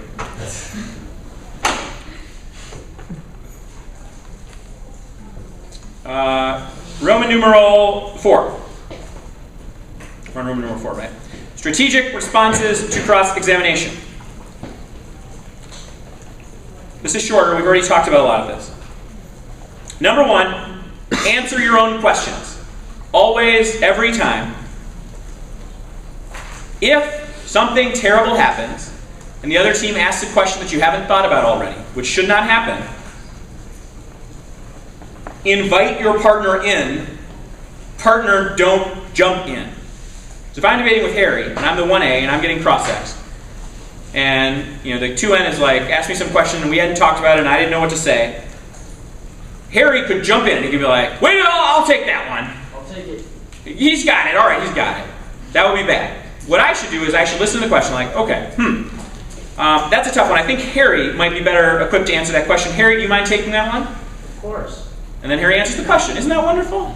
Polite. It makes me seem like I'm not an idiot for not knowing, but I'm just deferring to Harry, who just knows more about this than I do. I'm being helpful to the other team and to the judge. I don't want to say something wrong that would derail the debate. I'm just being helpful. I'm just a nice guy. I'm helping Harry communicate his knowledge to the judge. You can't do that regularly. If you do that more than once or twice, you look like a total idiot. And it becomes obvious that you actually don't know what you're doing and you're just good at faking it. If you go to a 6-round tournament, if that happens once or twice a tournament, I'm okay with that. If that happens once or twice a round, you need to prepare more for your cross-sex. Number 2, look the judge in the eye. Same thing applies to answering as to asking.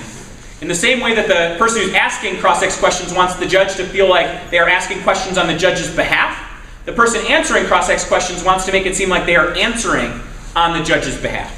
They want to make it seem like the cross-exer is being absurd. Like, you know, judge, you and I understand the answer to this question. It's obvious. That's a stupid question. Our argument is great. You understand our argument. Let me explain it to you a little bit further. Right?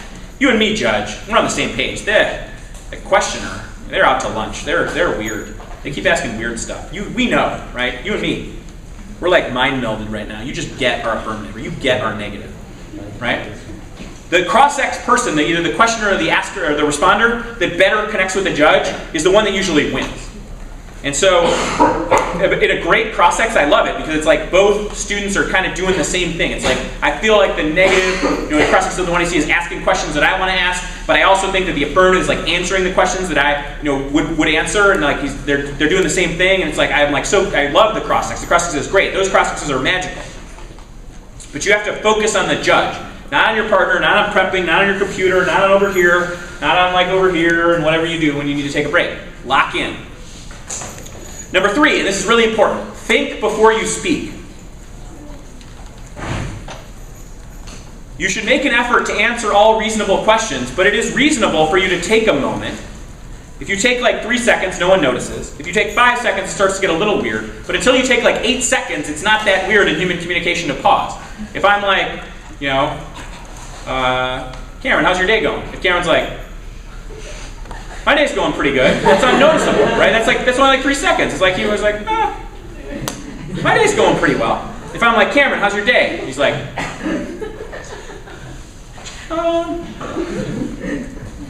my day's going pretty well. That's not that weird, that's fine. It's not until I'm like, hey Cameron, how's your day going? He's like,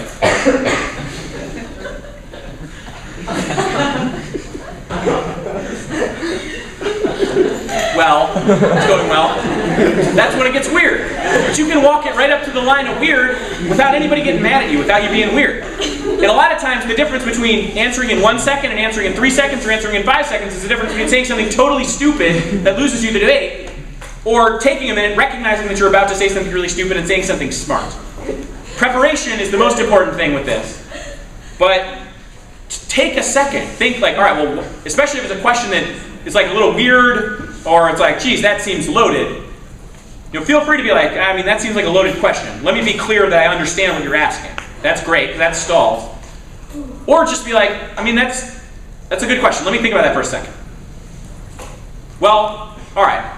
First, I mean, that's totally reasonable, especially when people ask a really complicated question. Think about, like, why are they asking this question? What are they trying to accomplish? And be careful about over-committing. But just pause. I've seen so many cross-exes. Good cross-exes are great at like getting the person to respond instantly. And they like get them talking, and then, it's like question, answer, question, answer, question, answer, question, terrible answer. If only I paused a second, I would have not said that. They got me. They got me talking. Number 4, be honest.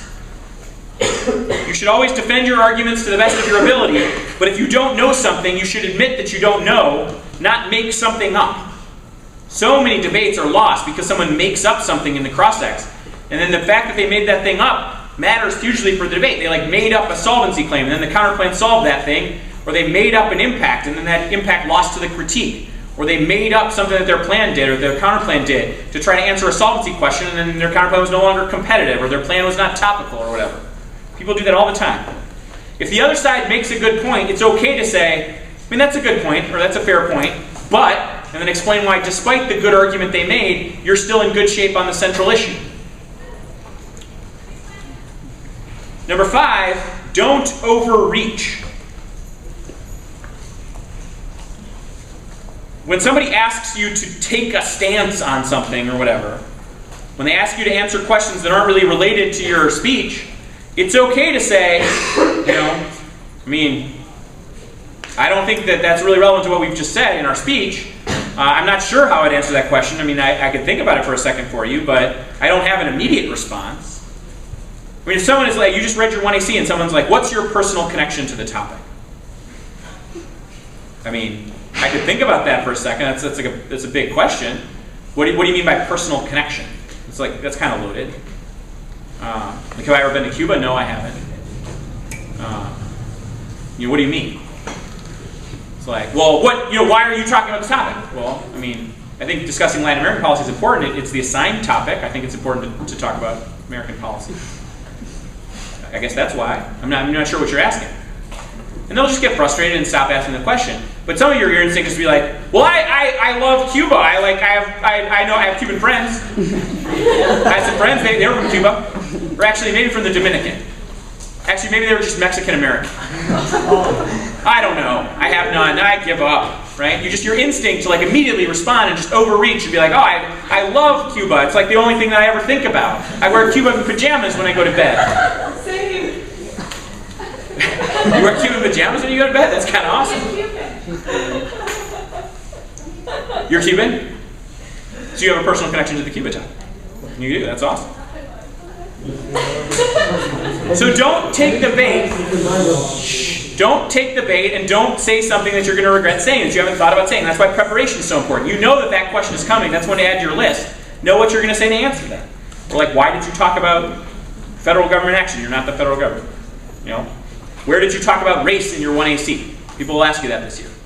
Where did you discuss gender in your 1AC? You didn't. Don't be like, well, we did. One of our cards mentions a woman. I think a couple of our cards were written by women. I've heard people say that in debates, and I'm like, seriously, that's what you're going to say in the cross-sex. You basically already lost the debate just because you said something silly in the cross-sex. You probably have thought about the 2AC, you have a 2AC block, you probably talked to your coach about what argument you're going to go for in the 2AR, you just threw it all away with a totally stupid, unthoughtful cross-examination response. That's terrible. Save it for a little bit. Number 6, make arguments supported by evidence. Don't just cite evidence. Cross-ex is your chance to explain the warrants of your argument, not just to cite or footnote card that the judge knows that you have read. So it's not helpful when asked to explain the solvency deficit by saying, well, that's our Smith evidence. It says there's a solvency deficit. Because the judge already knows that you've read the Smith evidence to establish a solvency deficit. What the judge really would like to know is, what does the Smith evidence say, and why does that Smith evidence establish a solvency deficit? What is the solvency deficit? Don't ever say, well, we will claim that something. We will claim that there is a solvency deficit because the counterpoint is not solved. We will claim that global warming is real. Say, global warming is real because, and then have an explanation supported by your evidence, and say, that's our whatever. That's our joke. When you are asked to, and you will be asked to point to a line, whenever possible, say, well, we've read several pieces of evidence that substantiate that argument. If they're like, no, point to a specific line, say, well, I'm not sure I can point to a specific line on the spot. I think our evidence demonstrates that, and then say the argument. And use that as an opportunity to explain how good your evidence is. So when they're like, point to a line in your solvency evidence that says that the plan alone is sufficient to solve U.S.-Cuban relations. Well, I don't know if our evidence goes so far as to say the plan alone is to solve that, but our evidence says that the plan makes a huge improvement in U.S.-Cuba relations, an improvement that's enough to solve the impact. Our Benjamin Alvarado evidence from a professor of international relations writing in a book from the Brookings Institution explains that blah, blah, blah, blah. Well, you just offhandedly got in the qualification of your author and the source, and you got a little prodate going in there, or well, our evidence, on politics, our evidence from yesterday indicates that whatever. It's like, well, they didn't ask you if it was from yesterday, but you took the opportunity to just mention that it was from yesterday. That's nice. It's just an opportunity to give your evidence some love. Give your evidence some details of your evidence to the judge. Don't take the bait and don't get into an argument about whether your evidence says something. Just realize that that's a stupid question, and ask them to make an argument, and you'll answer the argument. Don't say you make an argument and I'll answer it, but just be like, well, I think our argument is sound. I don't know if we have a line that says that, but I think the totality of our evidence on this issue is quite good. I could read some of it from it, read some of those lines for you if you would like, but I'm not sure that I can immediately find the single line that makes that argument. I mean, you seem so reasonable when you say that. Number 7, contest false premises. Contest false premises. So many questions rely on assumptions that you don't want to concede, or arguments that you don't want to concede before answering the question. So instead of accepting their premise and then answering the question, answer the question by challenging their premise. So if they ask the question that's like, given that capitalism always causes poverty, how can it possibly improve quality of life over the long term. It's like, well, I disagree with the premise of your question that capitalism always produces poverty. In fact, capitalism is an effective remedy of poverty. If you would like me to explain why capitalism improves quality of life over the long term, I'm happy to. And then you have just totally diffused their question. Number 8, agree to disagree. So a lot of people just won't give up, and they want to be Perry Mason, or they want to be Jack McCoy, or they want to be whoever it was that you thought about as the TV attorney. And don't escalate. A lot of people look real bad in the cross-sex because someone keeps asking the same question, and I'm thinking like, boy, this cross-sex is terrible. That person keeps asking the same question. I'm totally with the person answering the questions, and then the person answering the questions escalates, and they're like, stop! I'm so frustrated. No, now you've lost all of the credibility that you had built up by being the reasonable one in that cross-sex. So just agree at some point, well, I guess we agree to disagree. I think our argument is strong. We'll see how that plays out in the speeches.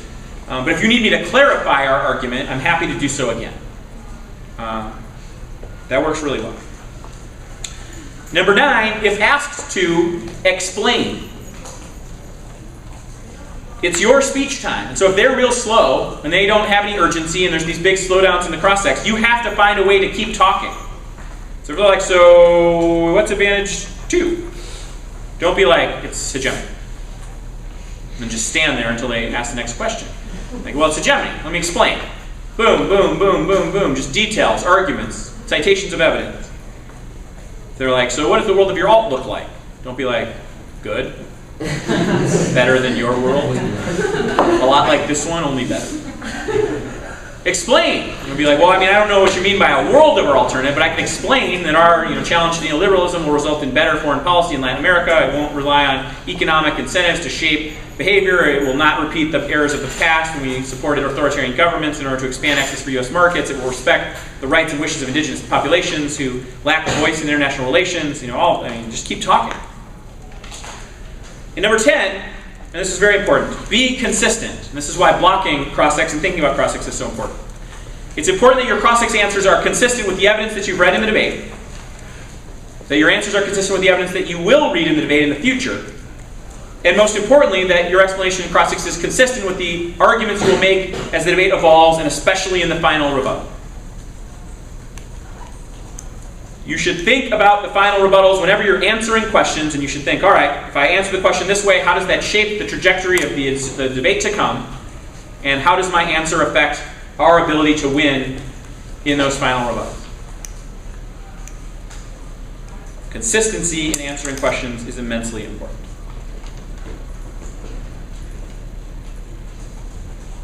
All right, that is the end of this part. I'm going to go turn off the camera, and then I will take all of your questions. So, good moment. Can you turn off the camera?